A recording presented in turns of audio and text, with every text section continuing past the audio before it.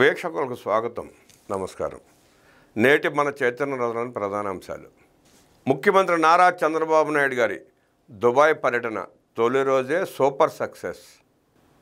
రాష్ట్రానికి భారీగా పెట్టుబడులు సాధించడమే భారీ లక్ష్యంగా పెట్టుకున్న ముఖ్యమంత్రి నారా చంద్రబాబు నాయుడు గారు తాజాగా యూఏఈ పర్యటనలో బిజీగా ఉన్నారు. పెట్టుబడుల సాధనతో పాటు విశాఖ సమ్మిట్కు పారిశ్రామికవేత్తలను స్వయంగా ఆహ్వానించేందుకు యూఏఈలో 3 రోజులు పర్యటించిన ముఖ్యమంత్రి తొలి రోజు వివిధ పారిశ్రామికవేత్తలతో సమావేశమయ్యారు.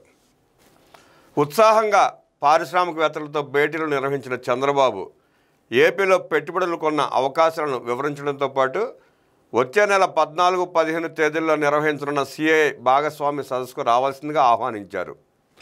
తొలి రోజు సీఎం చంద్రబాబు 5-1-2-1 సమావేశాలను నిర్వహించారు. అనంతరం దుబాయ్ ఫ్యూచర్ మ్యూజియాన్ని మంత్రులు అధికారులతో కలిసి సందర్శించారు. చంద్రబాబు తొలి రోజు పర్యటన సూపర్ సక్సెస్ అయిందనడానికి ఏపీలో పెట్టుబడులు పెట్టేందుకు యూఏఈ పారిశ్రామికవేత్తలు ఆసక్తి చూపించడమే నిదర్శనం. అమరావతిలో ప్రపంచ స్థాయి ప్రమాణాలతో లైబ్రరీ నిర్మాణానికి శోభా గ్రూప్ 100 కోట్ల రూపాయల విరాళం ప్రకటించడం మరో విశేషం. ఇక దుగరాజపట్నంలో షిప్ బిల్డింగ్ యూనిట్ నిర్మాణంలో భాగస్వాములు కావడానికి ట్రాన్స్ వరల్డ్ గ్రూప్ సంస్థను సీఎం ఆహ్వానించారు.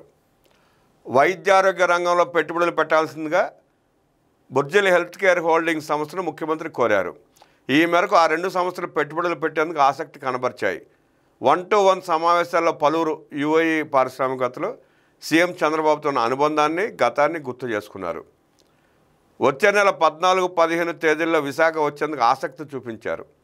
ముఖాముఖి భేటీల్లో ఏపీలో గూగుల్ పెట్టుబడులపైన చర్చ జరిగింది. బ్రేక్ లేకుండా వరుసగా మీటింగ్లకు సీఎం హాజరయ్యారు. తొలి రోజు పర్యటనలో చివరగా సిఐ పార్ట్నర్షిప్ సమ్మిట్ రోడ్ షోలో ముఖ్యమంత్రి పాల్గొన్నారు.